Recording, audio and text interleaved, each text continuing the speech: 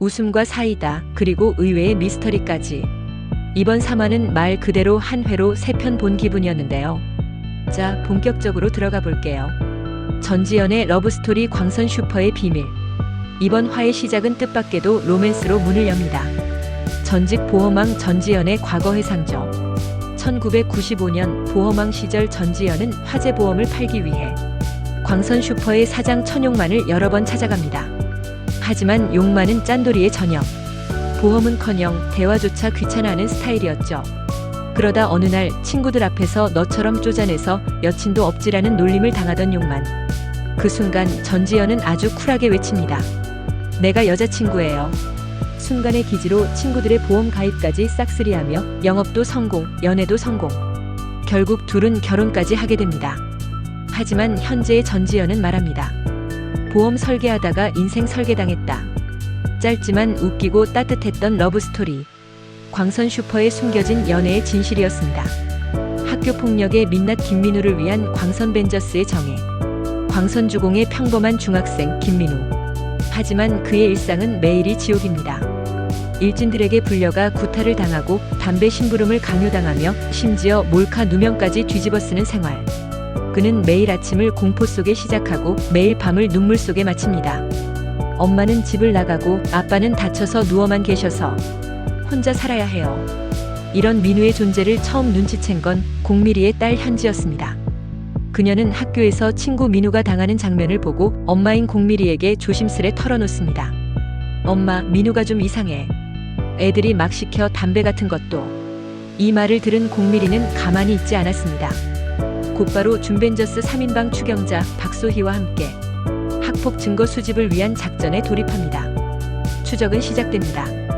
민우는 여전히 조롱당하고 끌려다니고 급식실에서는 밥에 김치 국물을 억지로 부어 먹게 하죠. 그 장면을 찍고 있는 미리. 하지만 더 이상 카메라 너머로 지켜만 볼 수 없습니다. 민우는 마침내 참지 못하고 도로로 뛰어들려 합니다. 이제 끝내고 싶어요.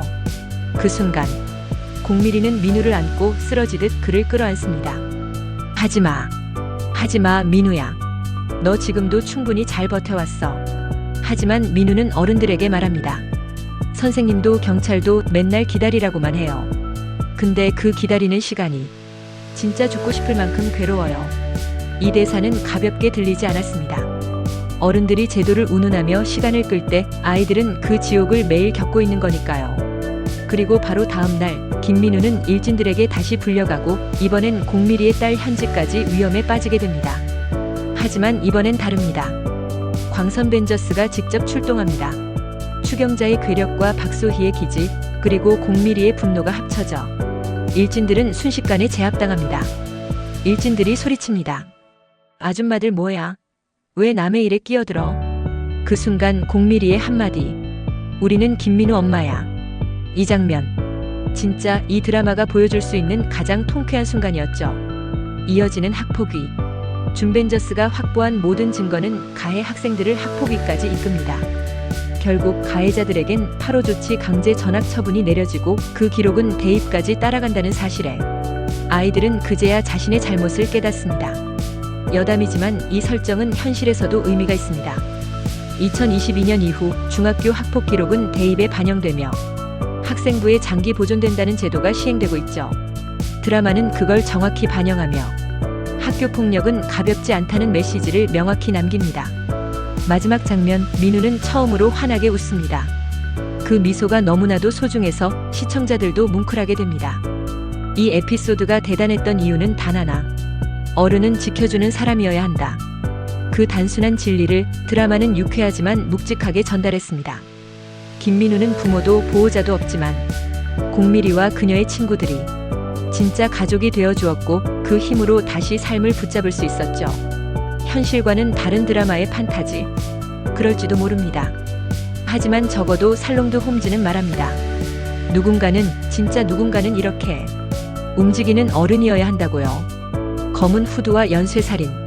그리고 조용히 시작된 또 하나의 큰 줄기.